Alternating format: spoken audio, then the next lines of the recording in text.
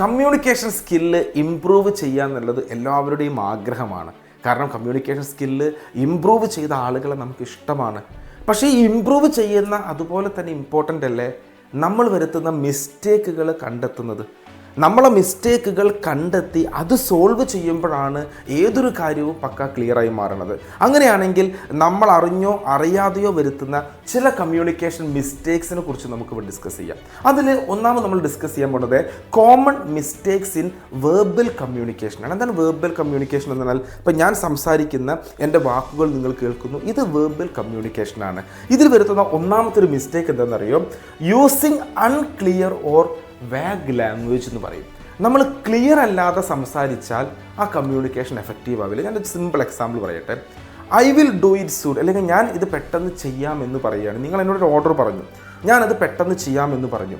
അതിന് പകരം ഞാൻ പറയുകയാണ് ഇന്ന് വൈകുന്നേരം 5 മണിക്ക് ഞാനത് ചെയ്യാമെന്ന് പറഞ്ഞാൽ എന്തായി?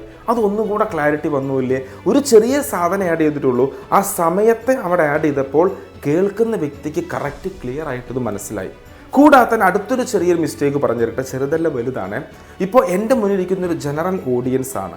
ഞാൻ ഒരുപാട് കോംപ്ലക്സ് ആയിട്ടുള്ള ടെക്നിക്കൽ ടേംസ് ഒക്കെ ഉപയോഗിച്ച് ഡിഫിക്കൽട്ടായിട്ട് സംസാരിച്ചു കഴിഞ്ഞാൽ എനിക്ക് മനസ്സിലാകും, എൻ്റെ പിയർ ഗ്രൂപ്പിലുള്ള എൻ്റെ സെയിം കാറ്റഗറിയിലുള്ള ആളുകൾക്ക് മനസ്സിലാവും. പക്ഷെ മുന്നിലിരിക്കുന്ന ഓഡിയൻസിന് ഒന്നും മനസ്സിലാവില്ല.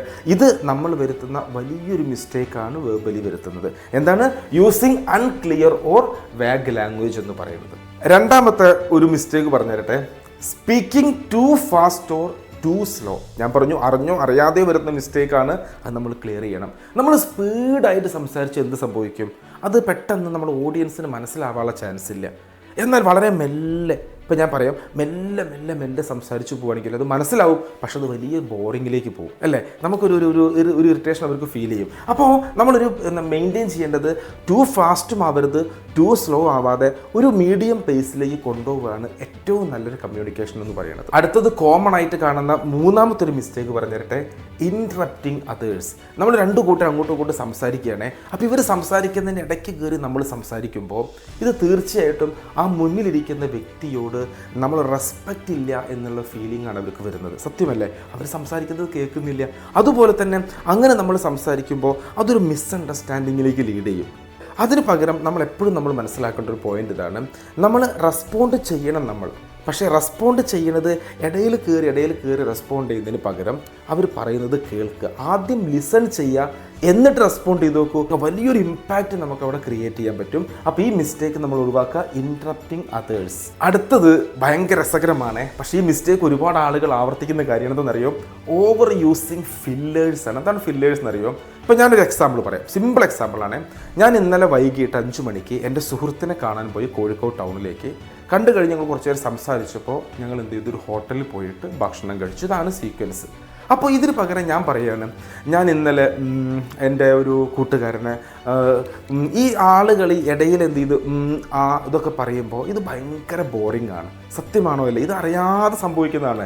ചില ആൾക്കാർ ആക്ച്വലി ഇങ്ങനെയൊക്കെ പറഞ്ഞുകൊണ്ട് കുറേ നമ്മൾ ആ സംസാരത്തിനിടയിൽ സെയിം വേർഡ് റിപ്പീറ്റ് ചെയ്യുക, എന്നൊക്കെ പറയുന്നത്. ഇതാണ് ഫില്ലേഴ്സ് എന്ന് പറയുന്നത്. മാക്സിമം ഈ ഫില്ലേഴ്സിന് ഒഴിവാക്കുക. അതിന് പകരം നിങ്ങളവിടെ പോസിങ് കയറ്റി വെക്ക്. ഫോർ എക്സാമ്പിൾ, ഞാൻ ഇന്നലെ കോഴിക്കോട് ടൗണിൽ പോയി. ആ പറയുന്നതിന് പകരം ഒരു പോസ് ഇടുക അവിടെ. എന്നിട്ട് ഞങ്ങൾ ഒരു ഹോട്ടലിൽ പോയി ഭക്ഷണം കഴിച്ചു. ആ ഫില്ലേഴ്സിന് പകരം ഒരു പോസിങ് കൊണ്ടുവരികയാണെങ്കിൽ ഉണ്ടല്ലോ, നിങ്ങളുടെ കമ്മ്യൂണിക്കേഷൻ സൂപ്പറായിട്ട് മാറും. കൂടാതെ ഈ ഫില്ലേഴ്സ് ഒരുപാട് വന്നു കഴിഞ്ഞാൽ കേട്ടിരിക്കുന്ന വ്യക്തികൾ, അതൊരു മീറ്റിങ്ങിലൊക്കെ ആണെങ്കിൽ അവർ വിചാരിക്കുക ഈ വ്യക്തി പ്രിപ്പയർഡ് അല്ല, അൺപ്രിപ്പയർഡ് ആണ് എന്ന് കാണിക്കുന്നതിൻ്റെ ഏറ്റവും വലിയ സൂചനയാണ് ഈ ഫില്ലേഴ്സ് യൂസ് ചെയ്യണത്. അഞ്ചാമത്തെ ഒരു മിസ്റ്റേക്ക് എന്താണെന്നറിയോ, not adapting to the audience. സിമ്പിളാണ്, എത്രയേ ഉള്ളൂ. നമ്മുടെ മുന്നിലിരിക്കുന്ന വ്യക്തികളെ മനസ്സിലാക്കാതെ സംസാരിക്കുന്നത്.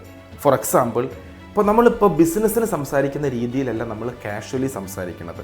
അപ്പോൾ ഓഡിയൻസിൻ്റെ സ്റ്റൈല്, ഓഡിയൻസിൻ്റെ ലാംഗ്വേജ്, ഓഡിയൻസിൻ്റെ ആ ഒരു മൈൻഡ് സെറ്റ്, ഇതൊക്കെ മനസ്സിലാക്കിയിട്ട് വേണം നമ്മൾ സംസാരിക്കാൻ. അങ്ങനെ നമ്മൾ മനസ്സിലാക്കി സംസാരിച്ചുണ്ടല്ലോ, ഓഡിയൻസുമായിട്ട് നമ്മൾ പ്രോപ്പർ കണക്റ്റഡ് ആവും. അവർ ഭയങ്കരമായിട്ട് നമ്മൾ ഇഷ്ടപ്പെടാനുള്ള ചാൻസ് ഉണ്ട്. അപ്പോൾ എന്തൊക്കെയാണ് നമ്മളെ കോമൺ മിസ്റ്റേക്സ്?